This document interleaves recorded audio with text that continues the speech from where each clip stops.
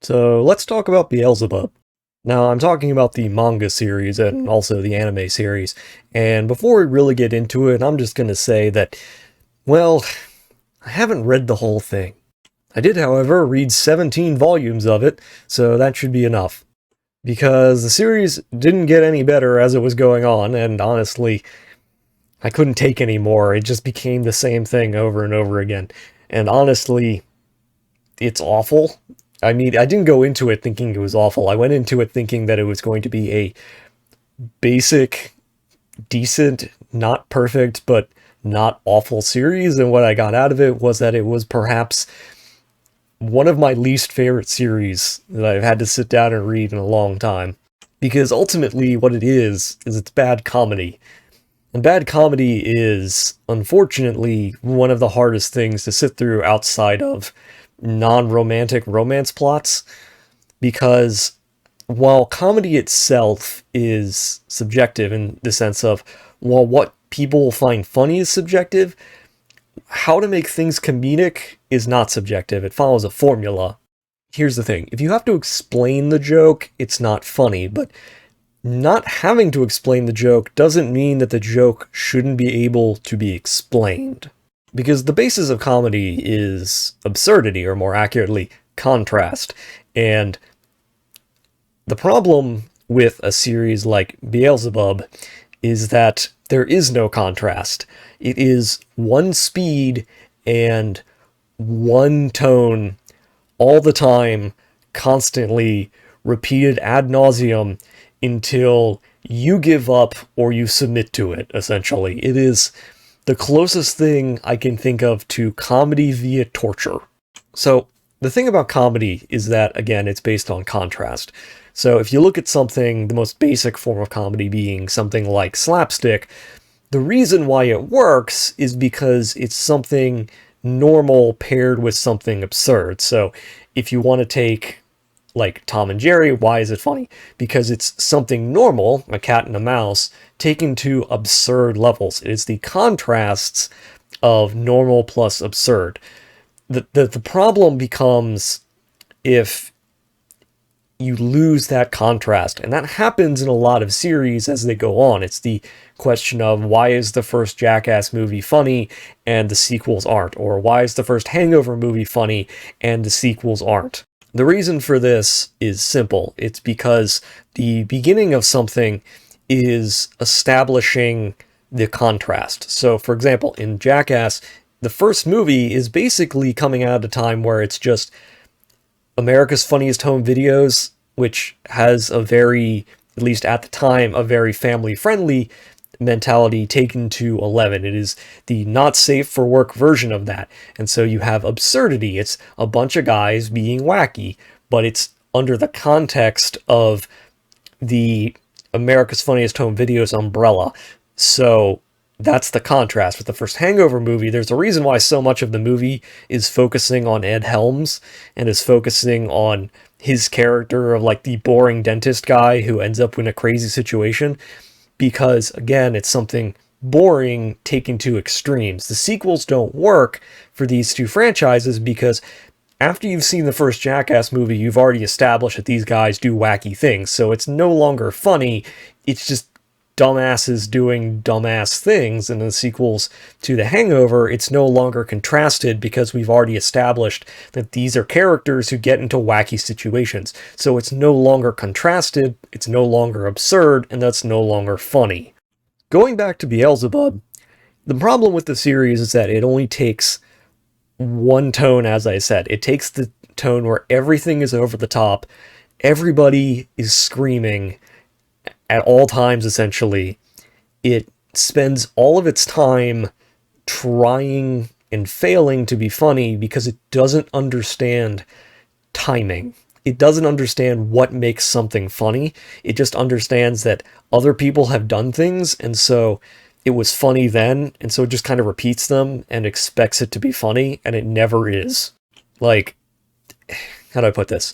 So, there's a scene where the baby is peeing, and it's peeing like rivers, and they're like, it's gonna flood everything, and it's like, it doesn't understand what makes that slapstick joke work. Like, you can make a joke like that work where the baby just keeps peeing, and it's been done in comedies it's been done in romantic comedies over and over again. We're trying to diaper the baby and then the baby pisses in their face. Like, it's so basic. It's such the basic joke, and it doesn't understand how to do it because it isn't being contrasted with anything. It's absurdity being contrasted with characters that are constantly yelling and constantly absurd.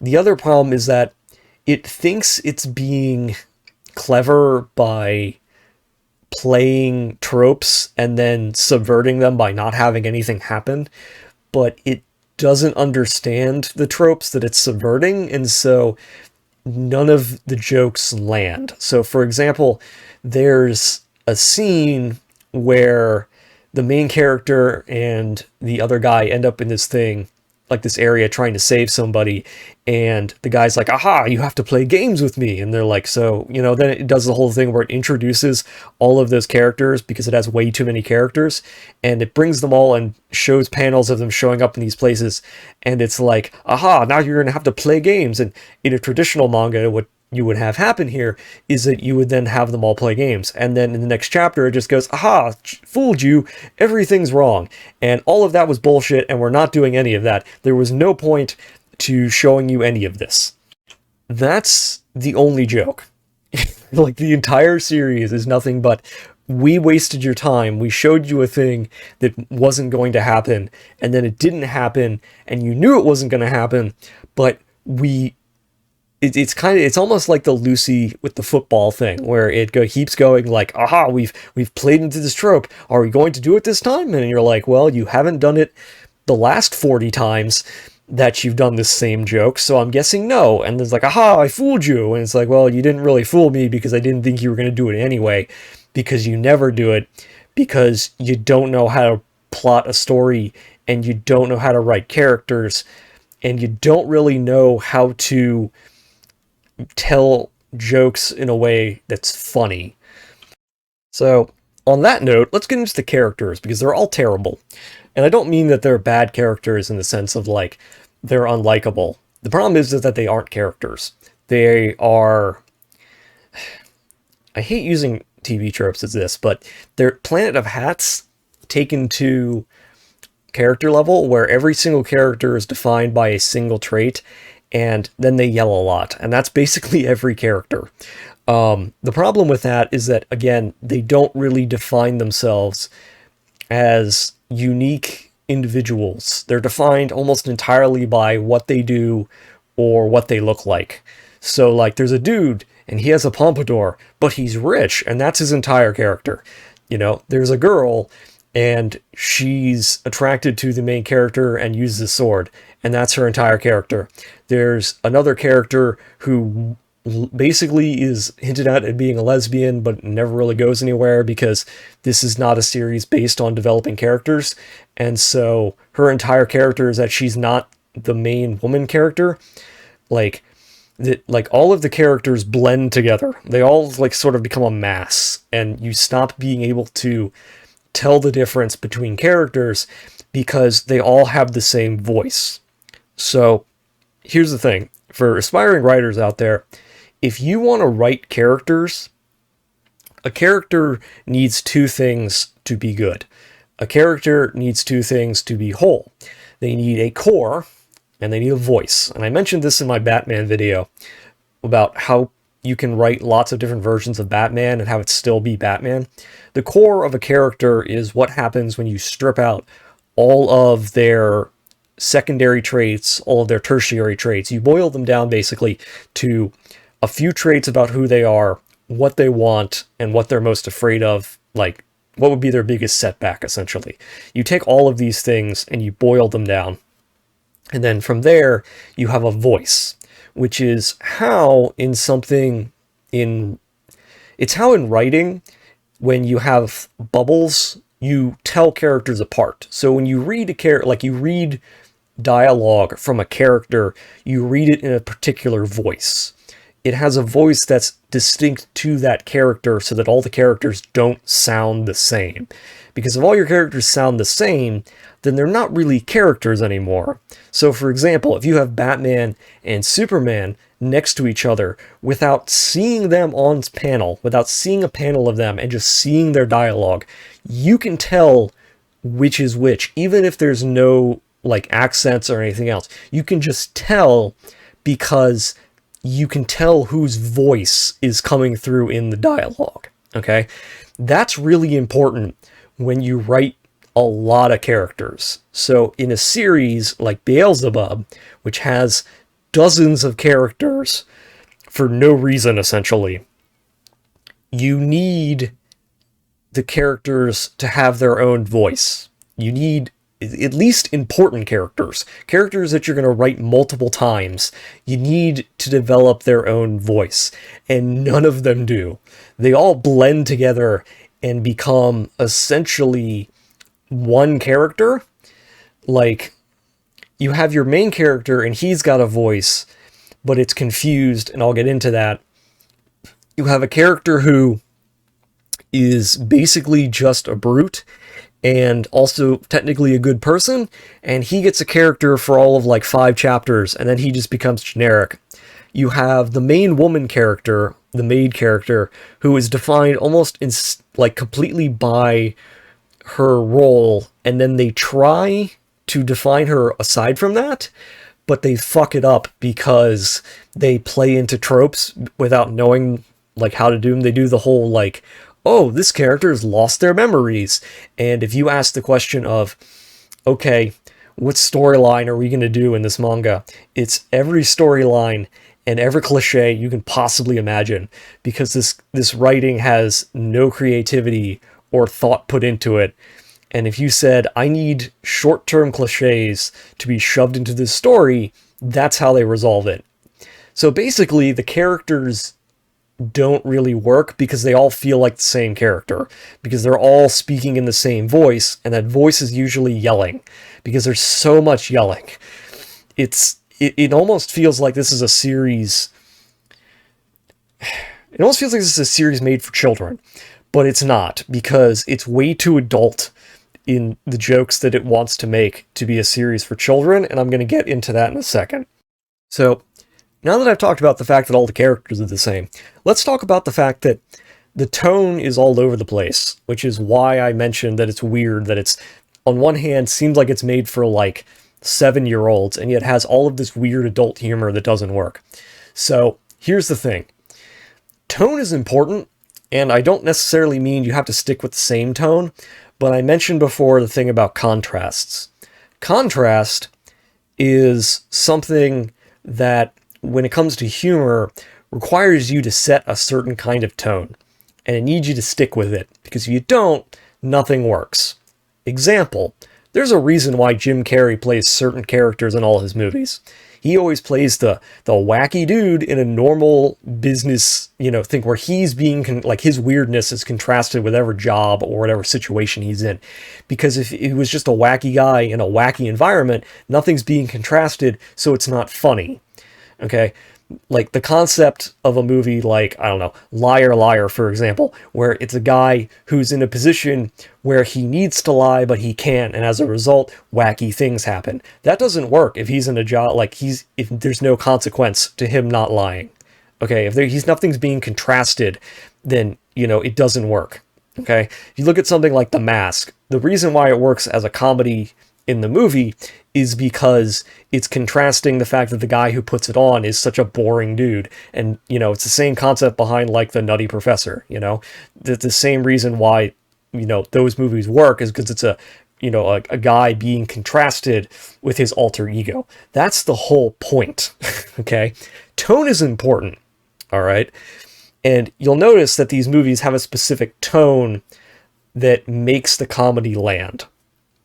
The thing about Beelzebub is that it doesn't have the right tone because it doesn't know what it wants to be. If you're a comedy, you need a certain tone to make the comedy work. We've already established that. But it also wants to be a parody, where it makes jokes that break the fourth wall, and it wants to lampoon like traditional shonen plots, and yet it also wants to be those shonen because it tries to be those things. It has scenes where the main character engages in fight scenes, and all of the fight scenes are terrible because they're all the same fight scene. Because it doesn't understand why, like, it doesn't understand tone. It doesn't understand like how to set the tone and expectations where a fight scene works. So what ends up happening is, like, they'll set the fight scene up, they'll throw some punches, and then they'll start making jokes, and then the whole thing just kind of falls apart because they'll try to have a resolution that's like standard for a shonen. They'll try to have a resolution that's standard for a fight scene, like, you know, the traditional fight scene. Two guys fight, then one guy's on the ground and he's like, man, you were so strong. The other guy's like, yeah, you know, and they try to do that, and then they do that straight. They play that straight, and yet there's no reason for it because nothing comes of it. So nothing, like, you can't both be a straight shonen, a parody, and a comedy all together and just whiplash between the tones, between chapters, or just inside the chapters themselves. So many things happen where it just, like, the plot just disappears and you have no idea what's going on or why things are happening. There's an entire section, I think one of the longest plots that goes on in terms of like storytelling time, is this thing where they do this spoof, like, pro gaming thing where they, like, cosplay like Call of Duty and they play it straight. It's like, yeah, it's all crazy, but they play it like completely straight in like what's going on, and so nothing's funny because it's a bunch of wacky people in a wacky situation, and you can't really do, like, there's two, like, wacky situation plus Call of Duty competitiveness doesn't really work, and so nothing works. There's another scene that's similar where they end up in the demon world and they're just kind of there, and then, you know, wacky things happen, and then a giant monster appears, and then you're like, oh, I wonder what's going to happen here, and they're like, oh, then the baby's giant, oh, and then, you know, I wonder what they're going to happen here. They're going to make a dick joke, because of course they do. Speaking of which, I haven't brought this up yet. This series feels like it should be on, like, a pedophile watch list. I don't know how to put this any other way. I know it's a serious charge, but the artist seems to really, really enjoy drawing the baby naked, and really, really enjoys drawing his penis and making references to it and constantly pointing it out and making it like the center of shots. And it's awkward and not funny, and it never lands. Like, it's always not funny. Nothing about it is funny, because there's nothing like, I think the author thinks that there's something intrinsically funny about a baby that's hung, but there's nothing funny about that. It's like the comedy stylings of like a 7-year-old. There's nothing funny about it at all.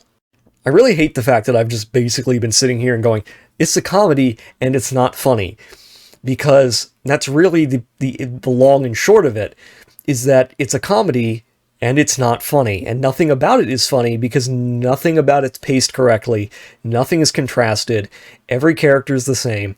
It just, nothing works, and so there's no payoffs to anything. It doesn't know how to set things up so it doesn't get any payoffs. There's no feeling or sense that anything that they're doing is ever going to be worthwhile, and so you stop investing in it. It's a little bit like the Game of Thrones problem, where because you realize that every character is basically going to die, you stop investing in it. It's also the horror movie problem, where, like, all of these characters are going to die, so you don't invest in them because you know what's going to happen to them. And so, much like the horror, like bad horror movies, and this series takes the same approach of, well, the characters don't matter, so it doesn't matter what we do, so we'll just not give a shit and not apply anything. And the problem with that is that doesn't work for a series. You can't write a comedy series and not put in the work or the effort to make the comedy work, because, surprise, surprise, it makes your series really repetitive and really boring. And again, it just kind of, it's so much of it is just cliches. So much of it is just like them pointing to cliches and going, isn't that funny? And it's not, because there's nothing funny about pointing out a cliche that you're doing, because you're still doing it. It's not funny when you recognize it. You know, it would be like if in the middle of comedies that are good, they just stopped, looked at the camera, and went, yeah, look at, isn't it funny how we do this? No, because when you bring attention to it, it's not funny. Like, the bigger problem, I think, is that the series doesn't seem like, the series doesn't take its time. It doesn't know what it wants to be. If it wants to be a comedy, it's bad. If it wants to be a normal shonen, it doesn't pace itself right. If it wants to be a parody, it's not funny and it's not clever. So it's not understanding anything. And after 17 volumes, I just kind of quit and I just couldn't keep going. Like, I get it. They're on an island. They meet somebody else who's exactly like the main character for the fourth, I think, or fifth time, I think. Because this series just loves bringing up characters that are exactly like the main character, which just goes to show how, like, not interesting and one note the main character is. And it just keeps going on and on and on, and it just keeps replaying the same jokes over and over and over, and it's just not funny. It's just not interesting. There's nothing interesting about it. It just makes it harder and harder to read. And I think, on some level, I think the problem is that it overstays its welcome. Because you could write a series like this. The setup is not impossible to work with. The setup is actually pretty simple. There's a guy, he's a delinquent, he has to take care of a baby, he can't be anywhere without the baby, and so wacky situations occur. This isn't all that different from, like, Yakuza 8, I think it is. Whichever one's the one where Kiryu has to run around with a baby while he's also beating up, Yakuza toughs. That's basically this series, except it works there because Yakuza is a series with talent and knows how to do timing and knows how to be serious and knows when not to be serious. And this doesn't know how to do any of that. It doesn't seem to understand that there's a shelf life on certain jokes. And after a certain point, you can't do jokes like that anymore because we've already done them. If I ever get around to talking about One Punch Man, I'll talk about this again, but all jokes have a shelf life. Some jokes you can tell once, okay? Some jokes are only funny that one time and are never funny again because you've already heard the joke. Some jokes are ones you can run with, and so you can have running gags that are funny depending on how you use them. Some jokes are always funny in the sense of, as long as you do the setup right, they can always be funny. And usually those are the rarest because it's so hard to keep doing a joke without it getting tired or boring or basically stale. The problem is that Beelzebub spends all of its time on jokes that are funny exactly once, and it just keeps hammering them over and over again. And it thinks that what it's doing is doing a clever running joke, but the joke's not funny the first time, so it's not funny any other time. So much of Beelzebub's problems, as I said, are a lot of missed opportunities and misunderstandings of how comedy works. And when I was sitting down and trying to, like, put my thoughts down on what what it reminded me of, like, how would I do this series if I was going to do it correctly? The idea that came to mind was Ranma 1/2. Now, if those of you who don't know what that is, because you're young and you probably, that was old even when I was first exposed to it. Like if your first memory of anime was like Inuyasha, then it's already before your time. I mean, it's before my time, and it hasn't aged very well. But it is what I remember when I thought of when I was thinking about how you do a series like Beelzebub well, where you have a comedy series based around a sort of delinquent main character, and they have a thing that makes wacky situations occur, and you have a large cast of characters that are all also wacky, and it's also based around martial arts, and it's like it has all of these things that go into it. Ranma One Half works as a series because the writer understands how to set the tone for things and how to be funny, but also when to be serious. So it understands that it's on its face not funny just to have things happen.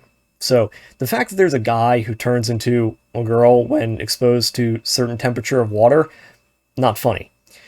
But having that occur in weird situations, having people not know that they're the same person, having them having to get out of situations that occur because of that, that's what makes comedy happen.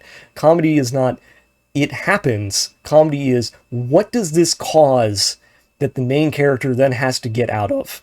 It then expands that notion to other characters who have similar problems. His dad turns into a panda, and oh, by the way, he's sold his own son off to, like 40 different women. There are things that they can then work with to then facilitate things happening. The point that I'm getting at is that in Ranma One Half, the martial arts, the comedy, the various weird things that happen, all of these things exist for two reasons. One, to move the plot forward, and two, to create setups for punchlines. Beelzebub doesn't do any of that. Beelzebub has all of these things, and none of them work towards setting up punchlines or creating things for the plot to move forward. In fact, the plot doesn't ever seem to actually move forward. The plot doesn't seem to exist. That's the weird thing, because ostensibly you would think the plot is, man has baby, man needs to raise baby. Okay, but the fact that it's a baby that he's supposed to be raising almost never plays into almost anything. Like, there are times when they mention that, oh, he's becoming a better parent, but it's not like the series is focused on the idea of single parenthood. It's not focused on the concept of, the struggles of dealing with a baby. It's not focusing on, there's nothing there being like the situation itself matters very little. The situation itself is barely used as a reason. Like, people come out and they're always like, who show up and they're always mad at the main character, but none of that has anything to do with the baby. And none of the main character, like the cast, seem to even be aware most of the time that demons exist. So they're just completely clueless, and so nothing works. Like, nothing ever comes together to become like a coherent whole. That's really it. It's just, Beelzebub is just a mess. It's like you took a bunch of cards and you wrote ideas on them, and you wrote character concepts on them, and you just tossed them on the floor randomly, and whatever order you picked them up in, that's how you wrote your story. That's Beelzebub, and it just doesn't work. I've seen, you could do a shonen with similar character ideas. In fact, it's been done because there's nothing really unique about them. You could do a comedy with similar ideas, but that requires awareness and a willingness to actually write a story involving the various pieces you put into play, and it just doesn't. So yeah, I really don't have anything else to say. It's just not a good series. It's just a waste. And I can't believe I had to read like 17 volumes, and every time I read, I'd be like, oh man, eventually this is going to get good, hopefully, because they made so many volumes. How did this keep going? People say this is a good series. I don't see it. This series feels monotonous. Like, I think anyone who has any concept of bad comedy could squirt this, like a series of equal quality out in like an afternoon. Like, if any bad, like, think about every bad comedy and think of every bad joke that you would make. Like, you'd be like, okay, here's the setup, and you'd say, okay, what's the cheapest, most basic joke I can make here? That's the joke they go with every single time. Without any exceptions, that's always the joke. Like, here's a good example. Easiest joke, like, easiest thing. The main female character or whatever goes to a shrine to learn how to like exorcise demons, right? And they say it's a tengu. And you say, okay, what's the joke that every series does when you have a girl that goes to supposedly a venerable spirit's place? What is the most obvious joke that every series has been doing since the 80s? Like, Phantasy Star 4 did this same joke, and that came out in like 1989, okay? This came out in 2006 originally. I think it came out in 2006 originally. The most obvious joke you would make is, okay, the venerable spirit thing is not actually venerable or respectful. He's actually just a pervert. That's the most obvious joke. That's the obvious joke they tell, because that's the only way they know how to tell jokes. That's the most basic, obvious joke. Okay, what's the second most obvious joke that you could tell with this? Well, okay, what if the spirit isn't actually powerful or venerable or dangerous? He's just a weird-looking, like, small blob. Like, he's not actually like this giant evil, giant powerful being. He's this weak little thing that's, again, a pervert. They make that joke. It's the same joke that every series has made, like every bad comedy series has been making for 40 years, and they make it because they don't know how to make any other joke, because they don't know how to think about, like, they think they're usurping your expectations, but they're not. Because once you clue in that this series is making every bad joke and making every basic, like the most obvious joke, like once you realize that the series cannot do anything but make obvious jokes, it no longer is usurping your expectations, because your expectations are it's going to make a certain joke, and then it makes those jokes, and they're terrible. They're always terrible.